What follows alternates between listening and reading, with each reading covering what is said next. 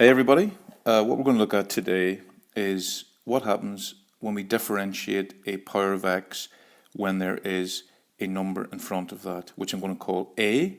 So if we look at the formula above, we can see that d dx differentiate with respect to x of ax to the power of n.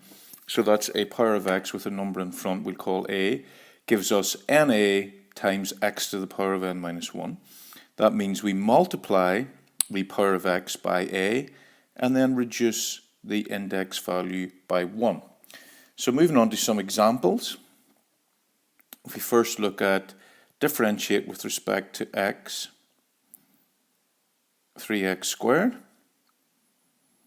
Okay, now what's that going to give us? Well, what we do is we multiply the power of x, which is 2, by the 3, and then we reduce that power of x by 1.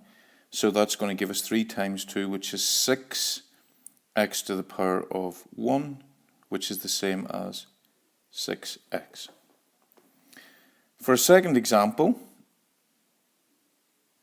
let's consider if we have a negative value of a. So let's say differentiate with respect to x, minus 4 times x to the power of 5.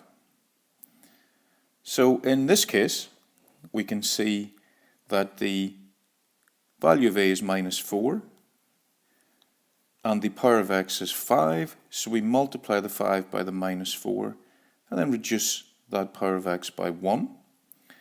So that's going to give us minus 4 times 5 is minus 20, x to the power of 5 minus 1, which is 4. Let's consider now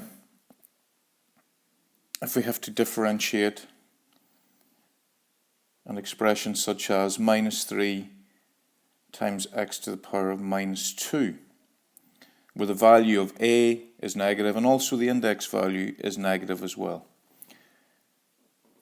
So we apply our rule again. We multiply the index value, which is minus 2, by minus 3, and then reduce this value by 1. So that's going to give us minus 3 times minus 2, which is 6 times x to the power of minus 2 minus 1. So if I subtract 1 from minus 2, I get minus 3. And as we saw in a previous video, that's the same as 6 over x to the power of 3, or 6 over x cubed.